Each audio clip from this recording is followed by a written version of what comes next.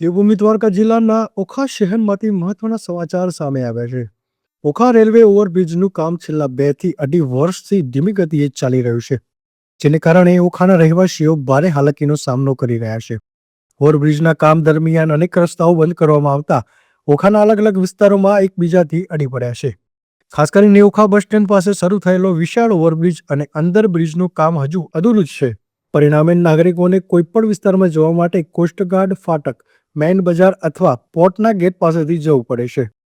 વિદ્યાર્થીઓ અને નાગરિકોને ફરજિયાત રેલવે પાટા ટપીને જવું પડે છે, જે જોખમી સાબિત થઈ રહ્યું છે.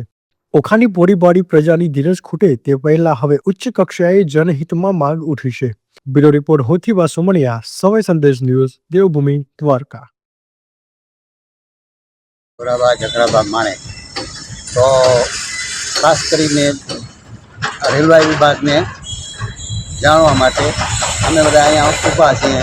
એટલે કહેવાનો મતલબ એમ છે કે આ જે વસ્તુ કામ હાલે છે, ખાટા તૈયાર હાલે છે, મજૂર ઓછા છે, કોઈ જાતનો મિનિમમ 3 મહિના મજૂર એકદમ ઓછા છે, એકદમ મજૂર ઓછા.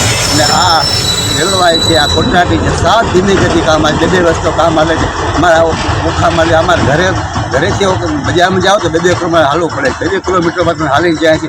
અમે રોજને માટે અમારે અમે માલધારી છીએ, અમે દૂધવાળા છીએ, આખા અમારા ગામમાં દૂધ દેવાનું હોય તો એના માટે અમે 1 લીટર પેટ્રોલમાં અમને 4 દી હાલતો હતો, અત્યારે 2 દી મારો પેટ્રોલ ખલાસ થઈ જાય. તો અમારે એવી પોસ્ટિંગ એવી નબળી પોઝિશન થઈ ગઈ છે, સાફ આજ થઈ જાય, કાલ થઈ જાય. અમે વાર જોઈને થાય કોઈ નિર્ણય જ નથી આવતો, તો કોઈ હિસાબ જ નથી મળતો કે કેવી રીતે કામ હલાવે. ભગવાનને ખબર, આ બધો રામ ભરોસે હાલતો એવું મને લાગે છે.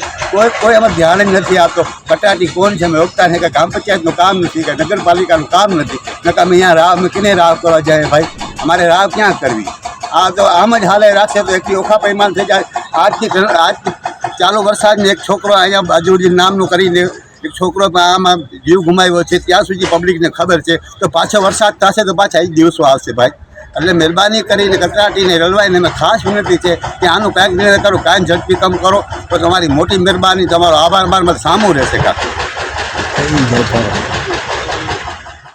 હું બચુ ઇલિયાસ મુગલ બોલું છું. બચુભા, તો ઓખા ખાતે સરકારશ્રીને આપની શું અપીલ છે? અમારી ઓખામાં સરકારશ્રીને અપીલ છે કે અહીંયા પુલ બનાવે છે, રેલવે નીચેથી પુલ કાઢે છે અને અમને લોકોને આવવા જવામાં બહુ તકલીફ પડે છે. અમે ગઈઢા માણસ છીએ, પાટા ટપીને નીકળીએ છીએ અને ખાડા કબૂચ્યા છે તેવા રસ્તા પર એ લોકોએ બંધ કરી દીધા છે. બાયુને છોકરાને નીકળવામાં તકલીફ પડે છે.